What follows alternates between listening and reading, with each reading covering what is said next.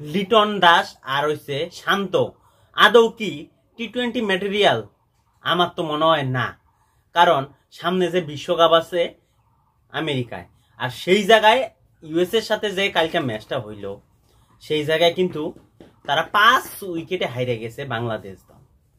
এই ইউএস এর সামনে, যেটা আনএক্সপিরিয়েন্স একটা দল, যে বিশ্বকাপের ময়দানে বা বিভিন্ন বড় টিমের সাথে তাদের এক্সপিরিয়েন্স, খেলার এক্সপিরিয়েন্স একদম শূন্য, সেই জায়গা থেকে লিটন দাস 14 বলে 13 রান, আর তার সাথে সাথে শান্তরে আর কি কমো, তার স্ট্রাইক রেট হচ্ছে 37।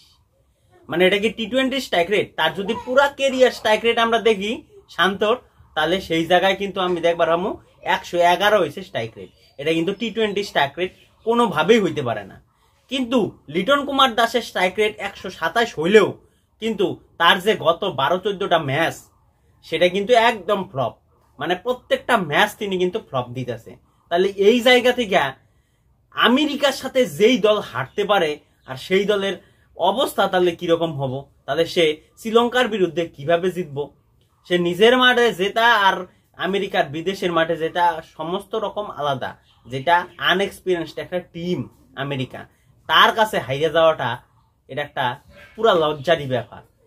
আবারও বলা যাইতেছে যে সাইফুদ্দিনকে দলের মধ্যে নেও, তোমাদের বোলিং অ্যাটাকে সাইফুদ্দিনের বোলিং অ্যাটাকে না নিলে কিন্তু বাংলাদেশ দলের অবস্থা খুবই খারাপ হয়ে যাবে। তার সাথে সাথে কালকে মুস্তাফিজুর রহমান 2টা উইকেট পাইলেও তার কিন্তু ইকোনমিক্যাল 10-এর উপরে, প্রত্যেক ওভারে 10-এর উপরে রান করে দিতেছে। তাহলে এই জায়গায় কিন্তু সেই ইকোনমিটা তারে কমায় নিয়ে আন লাগবো, নইলে কিন্তু অবস্থাটা খুবই খারাপ। আর কালকের ম্যাচটা একমাত্র ব্যাটিং এর জন্যই হারছে, কারণ তারা মাত্র 153 রান করছে। 153 রান ওই মাঠের জন্য খুবই কম। এর জন্য ওই ম্যাচটা হারার পিছনে কিন্তু ব্যাটারই দায়ী বলারের চেয়ে। তোমাদের কি মতামত আছে অবশ্যই কমেন্ট করে জানাও। যে লিটন কুমার দাস আর শান্তরে কি দলে রাখা উচিত, সেটাও কমেন্ট করে জানাও। ধন্যবাদ।